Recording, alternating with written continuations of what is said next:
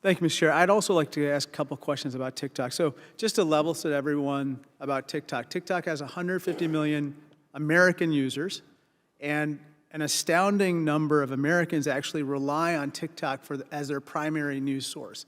One statistic is that 1/3 of all Americans between the ages of 18 and 30 rely on TikTok as their primary news source. As everyone knows, TikTok is owned by the PRC company called ByteDance. So, Mr. Garneau, I just want to focus a little bit on ByteDance and its ties to the CCP. Sir, like other PRC-based companies, ByteDance itself has a CCP internal committee, correct? That's correct. And the secretary of that CCP committee is a gentleman named Zhang Fuping, right? That's correct. Can you throw up the visual for a second? We found this on the internet. This is Mr. Zhang on the right. He's not only the secretary of the CCP committee, he is the editor-in-chief of ByteDance and its vice president. And in that picture, he's standing next to the director of the CCP's domestic paramilitary force.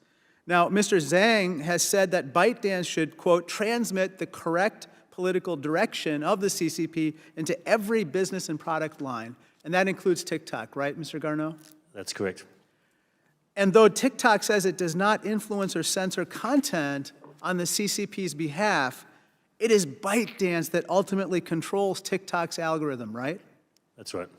And we know this because the CCP wants it to be that way.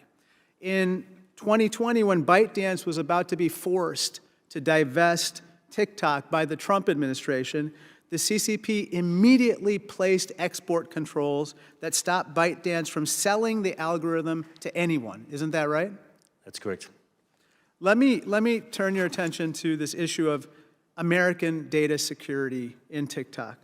Under Chinese law, ByteDance is required to share user data with the CCP as part of its intelligence gathering. TikTok's attempt to address these concerns is an initiative called Project Texas that attempts to firewall American user data.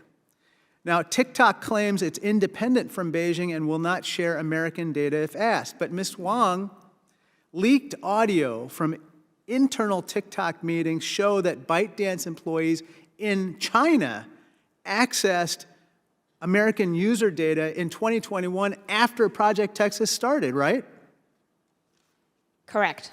And so regardless of what TikTok says, if ByteDance can access American user data and ByteDance is subject to CCP control, then ByteDance, regardless of what TikTok does, can fork over American user data to the CCP, right?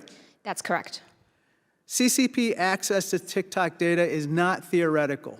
In October 2022, ByteDance granted CCP regulators in-person access to TikTok's back end, which hosts nearly all of TikTok's internal communications. Again, TikTok's claims of independence to me, Ms. Wang, appear to ring hollow in light of these facts. What do you think? That's very correct. Let me I want to turn your attention to another social media app that some of us forgot about that was actually attempted to be acquired by another PRC-based entity, and that was Grindr. In 2018, a PRC company bought this app, which is the world's largest online dating app for the LGBTQ community. But then in 2019, the U.S. forced the Chinese company to divest Grindr. Why was that, Ms. Wang? The concern for the Chinese government's access to the data on Grindr. And what kind of data was it, and why was there a concern? It's a dating app. Of course, there are personal data on the dating app, and also the main concern is the employees who work for the American government and other entities that. That's right. Yeah, correct. There were officials of the American government whose data was on the app. There were members of the military whose data was on the app, and there was a concern that they would be blackmailed potentially by the CCP if they got their hands on that data. Finally, let me just point you to this, which is that TikTok claims that its location information can't be used to track U.S. data U.S. users. However, isn't it true that ByteDance employees in China track down U.S. journalists with this data? Correct. Thank you.